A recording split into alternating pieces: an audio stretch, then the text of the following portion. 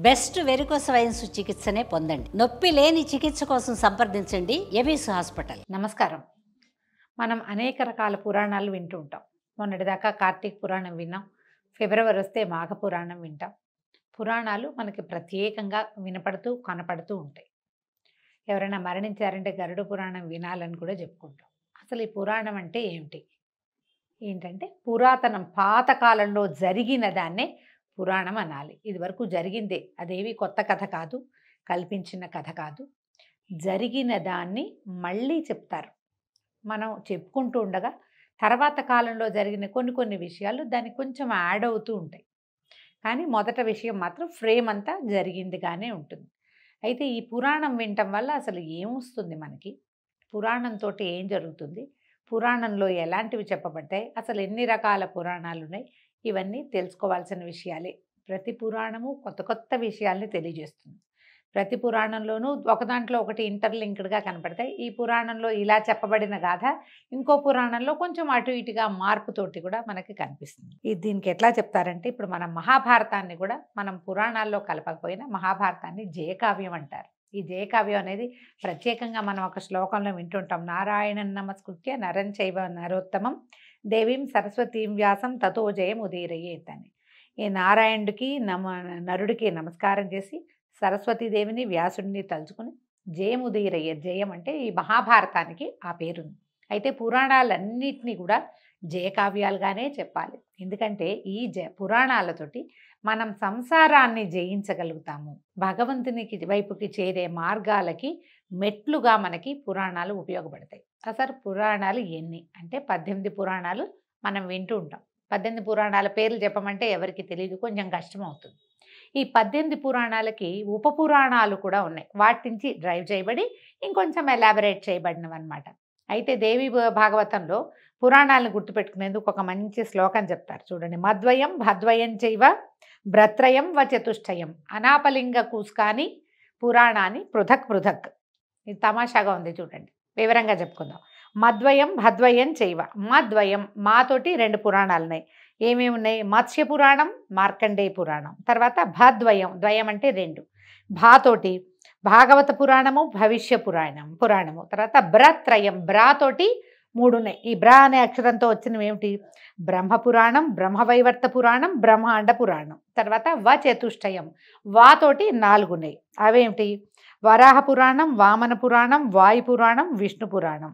ఆ తర్వాత అనాపలింగ కూస్కాని, ఎంత బాగా చెప్పారో చూడండి. ఆతోటి ప్రారంభమయ్యేది అగ్ని పురాణం, నాతో ప్రారంభమయ్యేది నారద పురాణం. పాగద, పాతో స్టార్ట్ అయ్యేది పద్మ పురాణం, లింతో స్టార్ట్ అయ్యేది లింగ పురాణం, గాతో స్టార్ట్ అయ్యేది గరుడ పురాణం, తర్వాత కూతో స్టార్ట్ అయ్యేది కూర్మ పురాణం, తర్వాత స్కాతో ప్రారంభమయ్యేది స్కాంద పురాణం. మొత్తం 18 చెప్పేశారు చూడండి. వాయుపురాణం స్థానంలో అక్కడక్కడ శివపురాణాన్ని స్వీకరించే సంప్రదాయం కూడా ఉంది. వాయుపురాణాన్ని శివపురాణం అని చెప్తారు.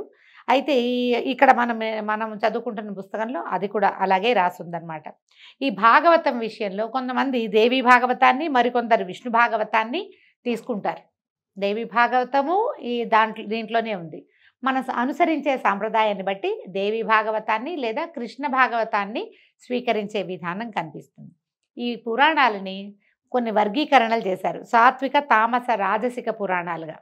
సాత్విక పురాణాలు విష్ణు, నారదీయ, భాగవత, గరుడ, వరాహ పురాణాలు సత్వగుణ ప్రధానమైనవి. ఇలా ఉంటాయా అంటే ఉంటాయండి, పెద్దవాళ్ళు చెప్పిన ప్రకారం వినాలి మనం. రెండోవి తామస పురాణాలు మత్స్య, కూర్మ, లింగ, శివ, స్కాంద పురాణాలు తామస పురాణాలుగా చెప్తారు. తర్వాతది రాజసిక పురాణాలు బ్రహ్మాండ, బ్రహ్మవైవర్త, మార్కండేయ, భవిష్య, వామన పురాణాలు రజోగుణ ప్రధానమైనవి. ఇందులో ఒక వర్గీకరణ ఇంకొంచెం సెపరేట్గా ఏంటంటే శివ సంబంధమైనవి, విష్ణు సంబంధమైనవి, బ్రహ్మ సంబంధమైనవి, సూర్య సంబంధమైనవి, అగ్ని సంబంధమైనవిగా కూడా వీటిని డిఫరెన్షియేట్ చేసి చెప్పబడుతుంది. శివ సంబంధమైన వాటిలలో శివుడు ప్రధాన దైవతంగా, ఆయన కథలే, ఆయన యొక్క భక్తుల గాథలే కనిపిస్తాయి.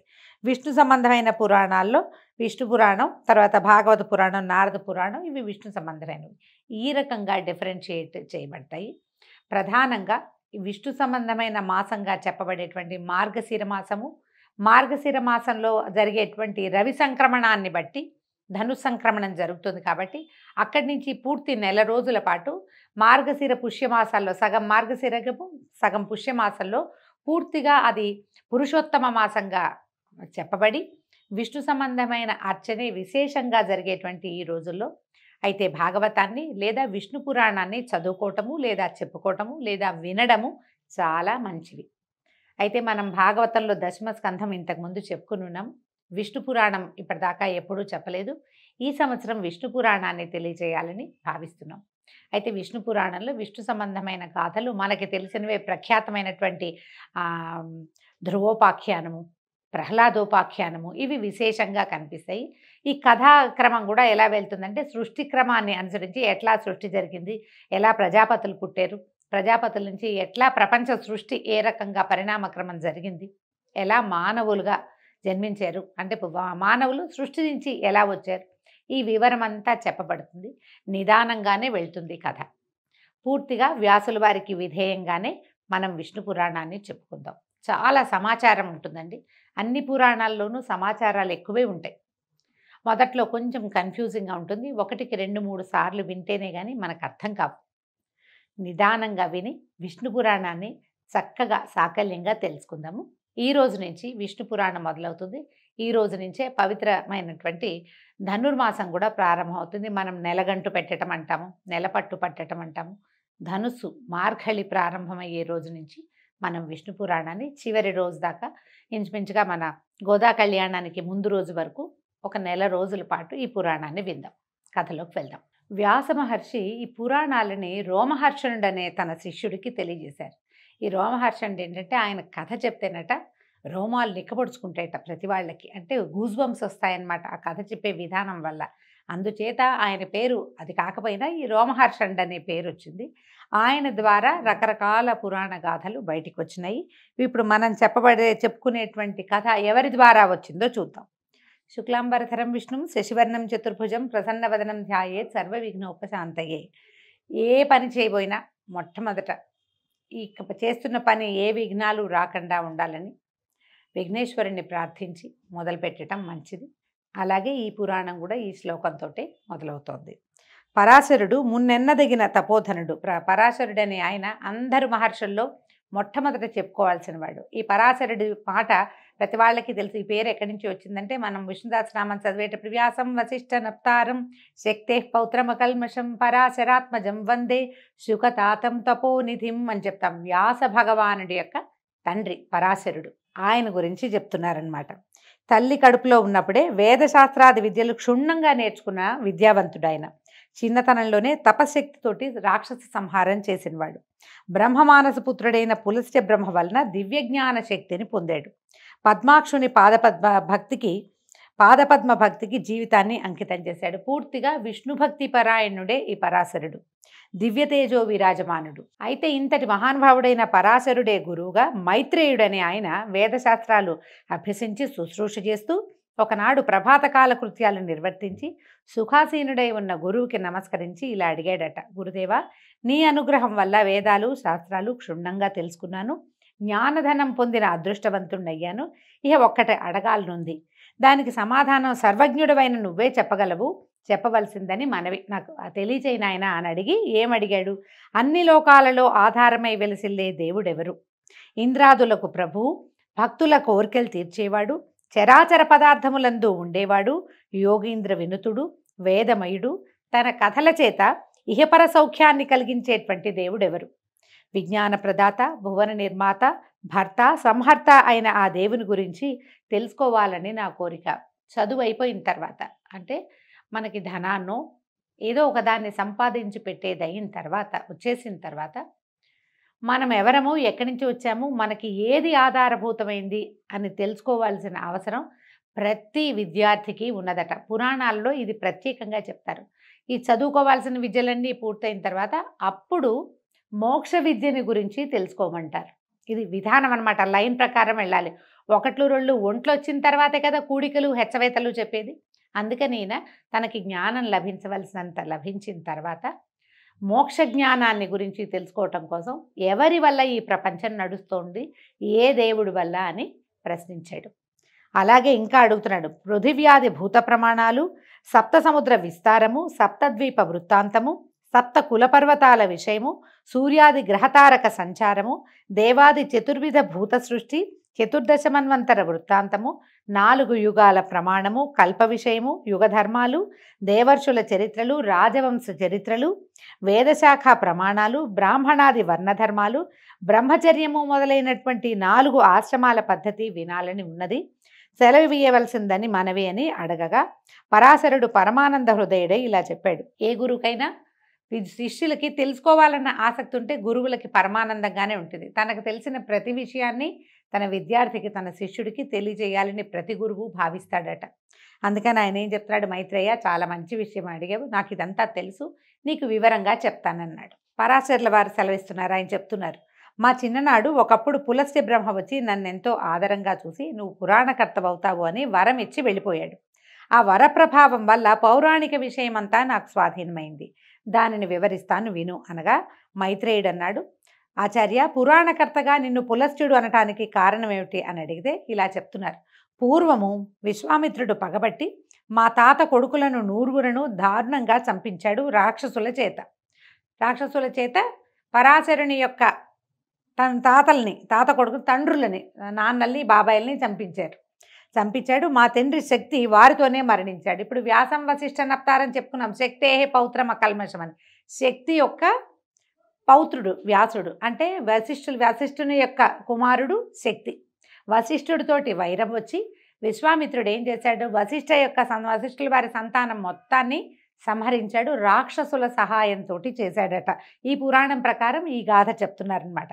అప్పటికి నేను తల్లి కడుపులో ఉన్నాను. అంటే శక్తి మరణించే నాటికి ఆయన కుమారుడు జన్మించల, గర్భస్థ శిశువుగా ఉన్నాడు ఈ పరాశరుడు. వేదశాస్త్రాదులు నాకు వశమయ్యాయి. కొన్నాళ్లకి జన్మించాను. పెద్దవాడనే తపశ్చర్యలో ఉండగా మా అమ్మ దృశ్యంతి నా వద్దకు వచ్చి చెప్పింది. పరాశరుడి తల్లి పేరు దృశ్యంతి అట. నీ తండ్రిని నిష్కారణంగా రాక్షసులు వచ్చి దారుణంగా సంహరించారు. నిగ్రహించడం, అనుగ్రహించడం అనే శక్తులు కలవాడవై శత్రు సంహారం చేయకపోవటాన్ని ఏమనాలి నాయనా అని నిందాస్తుతిగా, నీకు అన్నీ వచ్చు కానీ నువ్వేం చేయటం లేదు అని అన్నది. అనేసరికి నేను వెంటనే అథర్వ మంత్రాలతోటి రాక్షస సంహార యజ్ఞాన్ని ప్రారంభించాను. నా మంత్రాల ధ్వనికి లోకం అల్లల్లాడిపోయింది. సురులు ఆనందంగా, అంటే దేవతలంతా ఆనందించారట, ఆనందంగా జయధ్వనులు చేశారు.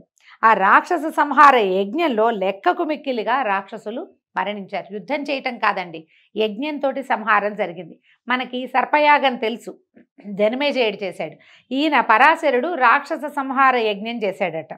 చావక మిగిలిన వాళ్ళు మా తాత వశిష్ఠుని వద్దకు వెళ్ళి రాక్షస సంహారం విషయం చెప్పి ప్రార్థిస్తే ఆయన వాళ్ళకి అభయం ఇచ్చి నా దగ్గరకు వచ్చి ఆదరంగా అన్నాడు, నాయనా పరాశర శాంతించు, ఏదో ఎప్పుడో జరిగింది, దానికి ఇప్పుడు నువ్వు ఘోరంగా ఈ జీవహింసా కార్యం ఎందుకు చేస్తున్నావు? మునులకు దూష్యం నాయన, మునులు ఇలాంటి పని చేయకూడదు, నువ్వు తపశ్చర్యలో ఉండేవాడివి, సంహార క్రియ మనది కాదు, మనం అది చేయకూడదు. ఇలా చేయవలసి వస్తే ఒకవేళ ఎవరైనా ఇది చేయాల్సి వచ్చిందనుకో వాడు రాజు అవుతాడు. సంహార క్రియ చేసేవాడు రాజు కావచ్చు, కానీ ఇలాంటిది మనం చేయకూడదు, కోపం విడుగు నాయనా, ఇది మానేసేయమని చెప్పాడు. పైగా జీవహింస చేసేవాడికి సద్గతి రాదు, ఆ విషయం నీకు తెలియంది కాదు. పైగా నా కుమారులందరూ సంహరింపబడ్డప్పుడు నేను ఈ రాక్షస సంహార యజ్ఞం నేను చేయలేనా? ఆ రోజు నేను చేయగలిగేవాడిని. కన్న తండ్రిని అయ్యుండి కూడా నేను చూస్తూ ఊరుకున్నాను. ఎందుకంటే జీవహింస మునుల కృత్యం కాదు కాబట్టి. శాంతించు, కోపం పాపానికి ధూపం. పాపం పెరగటం దేనివల్ల పెరుగుతుందంటే కోపం వల్ల. మనం చూడండి, మామూలుగా కూడా మన కోపం వస్తే ఎంత మాట పడితే అంత మాట అంటాం, మన పాపం పెరిగిపోతుంది. కోపంలో చాలా దుష్కృత్యాలు, అకృత్యాలు, చేయకూడనివి చేస్తాము, అనకూడనివి అంటాము. అందుకని కోపం ఎప్పుడూ పాపానికి ధూపము, అది చేయకూడదు. ముక్తిని, స్వర్గాన్ని సంపాదించిన తపశక్తిని, పుణ్యాన్ని, యశస్సుని, ధర్మాన్ని పోగొడుతుంది. ఇదేం చేస్తుంది? ముక్తిని పోగొడుతుంది, కోపం స్వర్గాన్ని పోగొట్టేస్తుంది, సంపాదించిన తపశక్తిని పోగొడుతుంది. పుణ్యము, యశస్సు, ధర్మము అన్నీ అతి కోపం వల్ల పోతాయి.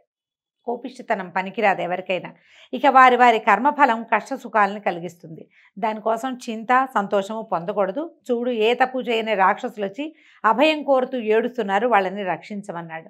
అంటే ఏ రాక్షసులైతే వశిష్ఠపుత్ర సంహారం చేశారో వాళ్ళు పోయారు. వాళ్ళు కాకుండా అమాయకులైన వాళ్ళు కూడా ఆ యజ్ఞంలో పడి చచ్చిపోయారు.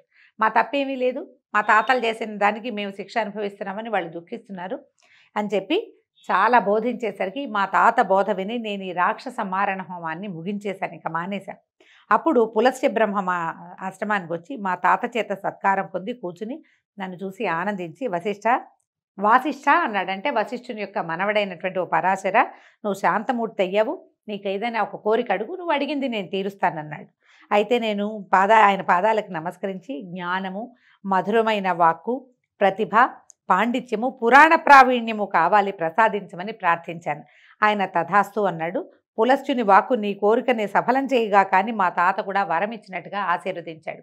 ఎవరైనా మహానుభావులు పెద్దవాళ్ళకి దండం పెట్టి ఇల్లు కావాలి వాకిలు కావాలి అని అడగకూడదు, జ్ఞానం కావాలని కోరుకోవాలట. అది చెప్తున్నారు చూడండి. అయితే అది నాకు సిద్ధించింది. ఆ మహానుభావుల అనుగ్రహం వల్ల దేవ రహస్య కార్యాలు, వేద విద్యా విశేషాలు నాకు మలకం అయ్యాయి. కరతలామలకం అంటే కరతలం అంటే చెయ్యండి, అరిచెయ్యి. ఆమలకం అంటే ఉసిరికాయ, చేతిలో ఉన్న ఉసిరికాయలాగా దొరికినాయి అన్నమాట ఈయనకి ఇవన్నీ. అనేక శాస్త్రాలు, గాన నృత్య విశేషాలు, చరాచర భూతగణ ప్రవర్తన నాకు వశమయ్యాయి, వివరించి చెప్పగలను. కాబట్టి నువ్వు అడిగినవన్నీ పురాణ రూపంలో చెప్తానని చెప్పాడు. ఇప్పుడు చెప్తున్నారు. ఇక్కడి నుంచి విష్ణు పురాణం ప్రారంభం అండి. విష్ణువు భక్తవత్సలుడు, దేవమయుడు, దేవరక్షకుడు, విశ్వగురువు, సమస్తము విష్ణుమయమై నడుస్తుంది. ఆ దేవునికి సంబంధించి విష్ణు పురాణంగా చెప్తాను విను. ఇది వేద సమానంగా భావించు, శ్రద్ధగా వినమన్నారు. విష్ణు పురాణం వేదాలలో వేదము, శాస్త్రాలలో శాస్త్రము, జ్యోతిష్యంలో జ్యోతిష్యము, నీతి శాస్త్రాలలో నీతి శాస్త్రము, పురాణాలలో పురాణము, ఇతిహాసాలలో ఇతిహాసము, యోగ విద్యలలో యోగ విద్య, కావ్యాలలో కావ్యము, సకల లోక విజయము, సకల జన మనోరంజనము కూడా. పరమాత్ముడైన విష్ణుని చరిత్ర కలిగిన పురాణ సంహిత అది. మునుపు బ్రహ్మదేవుడు దాన్ని స్వకీయ బుద్ధి విశేషంతో దక్ష ప్రజాపతికి చెప్పాడు.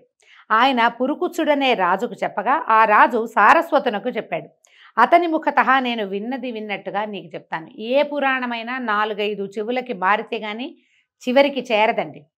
మనం చదివే ప్రతి పురాణము ఒక ముగ్గురు కనీసం 3 ముఖాల నుంచి 3 చెవులకి చేరిన తర్వాతే మన దగ్గరకు వస్తుంది.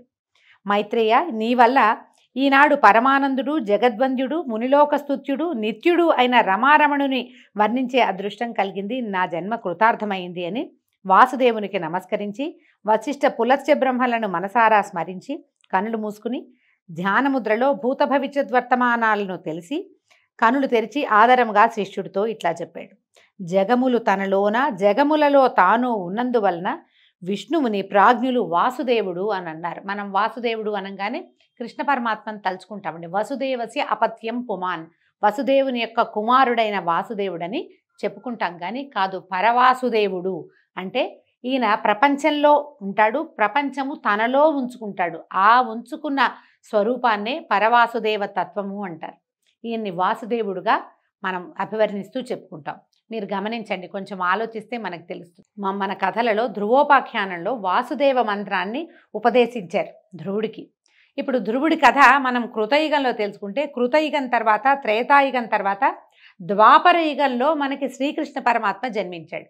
ద్వాపర యుగంలో జన్మించిన శ్రీకృష్ణ పరమాత్మని మనం వాసుదేవ అంటే, ఈ వాసుదేవుడు కృతయుగంలో ఎలా ఉన్నాడు అంటే కృష్ణ పరమాత్మ కాదనమాట, పరతత్వమైన వాసుదేవుడి గురించి చెప్పబడుతుంది అనమాట. అందుకని విష్ణువు స్వరూపాలలో ఆయన నామధేయాలలో ఉన్న వాసుదేవ తత్వము ప్రపంచమంతా నిండి ఉన్న వ్యాపనశీలుడైనటువంటి విష్ణువుని గురించే చెప్పబడింది.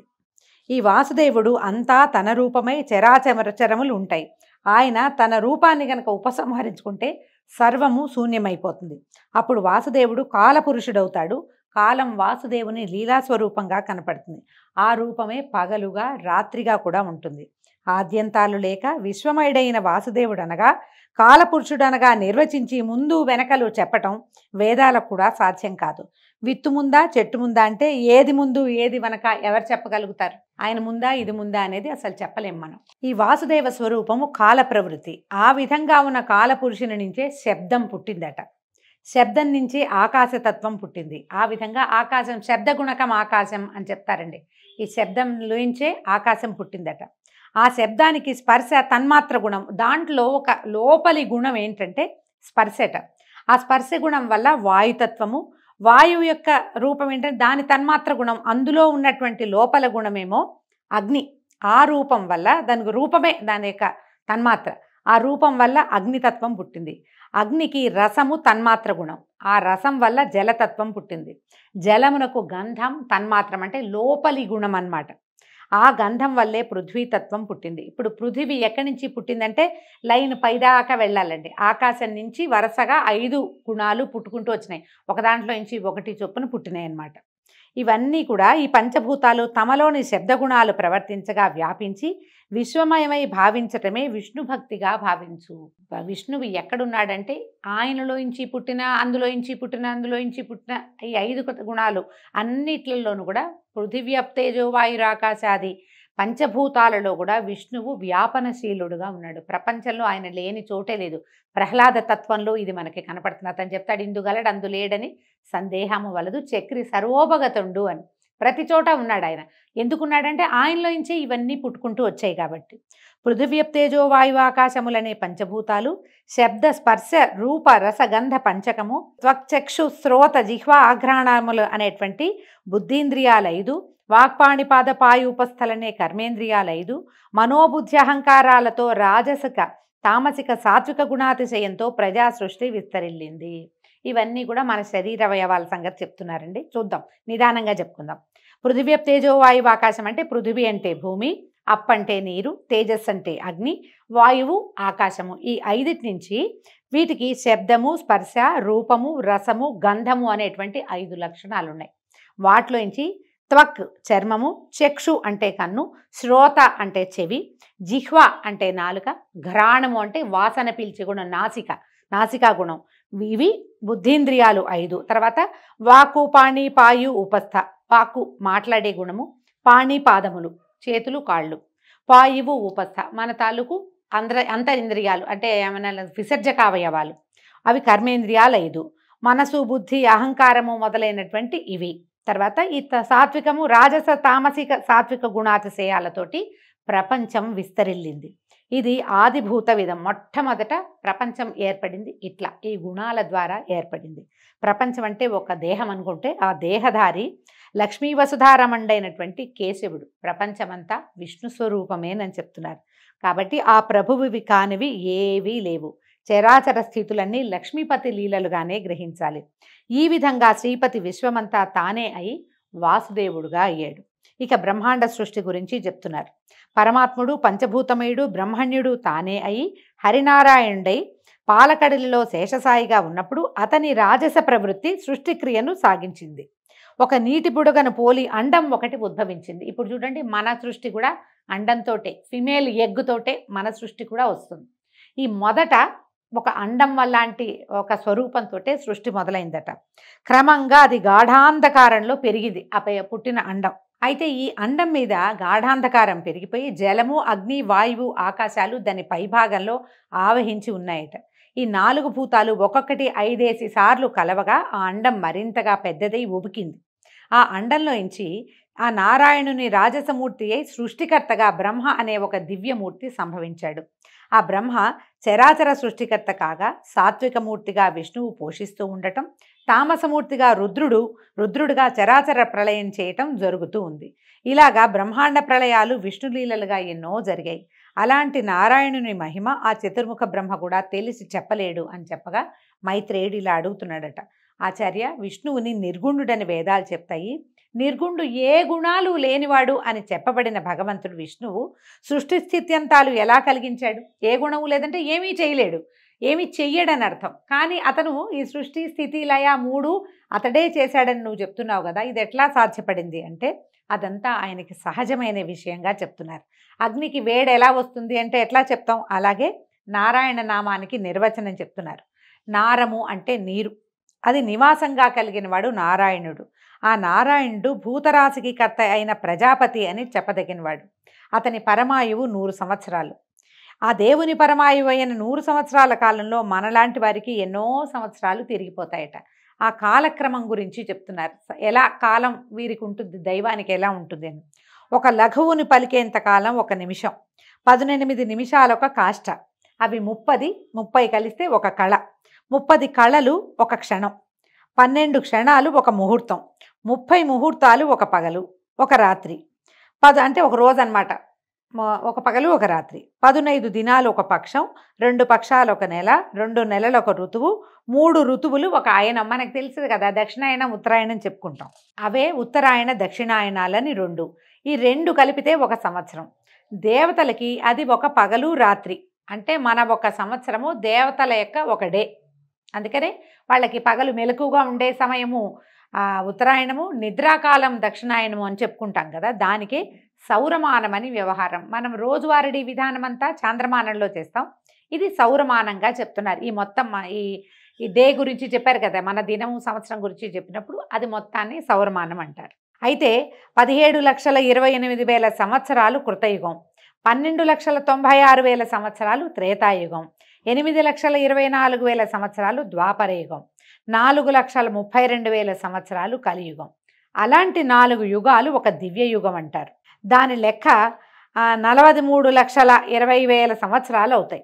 ఇలాంటి యుగాలు 1,000 అయితే బ్రహ్మకి ఒక రోజట. ఎంత పెద్ద కాలమో చూడండి.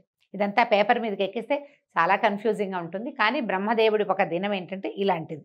బ్రహ్మ పగలు సృష్టి, రాత్రి ప్రళయం. ఆయనకి పగలు ఏదైతే ఉందో దీంట్లో అది సృష్టి జరిగే కాలం. ఆయన రాత్రి ప్రళయం. అప్పటికి మొత్తం ప్రపంచం అంతా జలమయం అయిపోతుంది. ఇక ఎవరు ఉండరు, మొత్తం అంతా ఖాళీ అయిపోతుంది. దీన్నే నైమిత్తిక కల్పం అని చెప్తారు. దీన్ని అలాంటి దినాలు 30 బ్రహ్మకి ఒక నెల, అవి 12 ఒక సంవత్సరం. ఆ సంవత్సరాలు 100 బ్రహ్మ యొక్క ఆయుఃప్రమాణం అని చెప్తున్నారు. దానికి మహాకల్పమని వ్యవహారంలో ఉంది.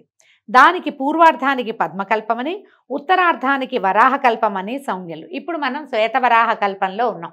మనం చెప్తాం శ్వేతవరాహ కల్పే వైవస్వతమనంతరే కలియుగే ప్రథమపాదే జంబూద్వీపే అని సంకల్పం చెప్పుకునేటప్పుడు మనకి తెలియకుండానే మనం ఏ మన్వంతరంలో ఉన్నామో వివరంగా చెప్పేసుకుంటాం. వరాహ కల్పంలో ఉన్న ఆదివరాహ కల్పం మనది. ఇవి కాలగతులు అని చెప్పగా మైత్రేయుడు, సరే పద్మాసనుడు లోకాన్ని సృజించిన విషయాన్ని చెప్పండి. అయితే సరే, ఇప్పుడు బ్రహ్మదేవుడు పుట్టాడు, అది కదా చెప్పుకున్నాం. ఈ అండంలో నుంచి బ్రహ్మదేవుడు పుట్టుకొచ్చాడు. ఇప్పుడు ఈయన సృష్టిని ఎలా చేశాడో చెప్పమని మైత్రేయుడు అడిగితే పరాశరుడు ఇలా చెప్తున్నాడు. కడచిన కల్పం అంటే ముందు వెళ్ళిపోయిన కల్పం తాలూకు చివరి దశ యందు నిశియందలి రాత్రి నుంచి నారాయణ ధ్యానపరాయణుడై మేల్కొని బ్రహ్మ పరమశూన్యమైన లోకాన్ని చూసి నారాయణ సాత్వికమూర్తే, నారాయణుడు సాత్వికమూర్తే, అంతకు ముందట మత్స్యకూర్మ అవతారాల్లాగా వరాహ రూపం ధరించి అగాధమైన సముద్రంలో మునిగిన భూమిని ఉద్ధరించే సంకల్పంతో సముద్రంలో ప్రవేశించి ఘర్ఘర ధ్వనితో ఉప్పొంగి దంశ్రాగ్రంతో అవలీలగా పూబంతిని ఎత్తినట్టు మీదకి ఎత్తాడు. ఇంత బాగా చెప్తే ఇదేమిటి అనిపిస్తుంది. అయితే ఏమైంది, భూమి అంతా మునిగిపోయింది. దానిని వరాహ స్వరూపంతో స్వామివారు విష్ణుమూర్తి పైకి లేవదీశాడట. ఆ సముద్రంలో మునిగిన నావను కర్ణధారుడు గట్టి మీదకి తెచ్చినట్టుగా పద్మదళం ఏదైనా పువ్వుని ఒక తామరాకుని నీళ్ళలో ముంచితే అది అట్లా పైకి తేలొచ్చేస్తుంది. ఆ విధంగా భూమి సముద్రం మీదకి తేలగా నీరంతా పాతాళానికి చేరిందట.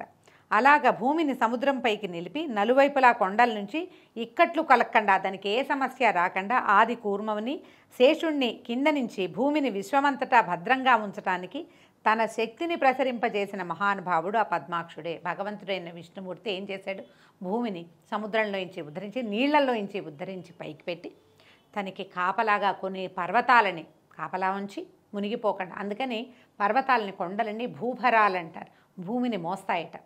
అక్కడి నుంచి ఆదివరాహాన్ని కూడా కింద నుంచి ఉంచి 1000 పడగలు ఉన్నటువంటి ఆదిశేషుడిని కూడా తన భూమికి కాపలాగా తన పడగల మీద ఆనుకుని ఉండేలాగా ఏర్పరిచినటువంటి ఆ పరమశక్తి ఈ పద్మాక్షుడే, వాసుదేవుడే అని చెప్తున్నారు. ఈ విధంగా భూమిని ఎట్లా ఉద్ధరించారు, ఎట్లా బ్రహ్మదేవుడి సృష్టి ప్రారంభమవుతుందో ఈ తొలి భాగంలోనే మనం తెలుసుకున్నామండి. రేపు ఉదయం 2వ భాగంలో బ్రహ్మ సృష్టి ఎలా ప్రారంభమైంది, ప్రజాపతులు ఎలా జన్మించారు, వారి సంతానం ఏ విధంగా మన వరకు ఈ కథ ఎలా నడిచిందో రేపటి భాగంలో తెలుసుకుందాం. నమస్కారం.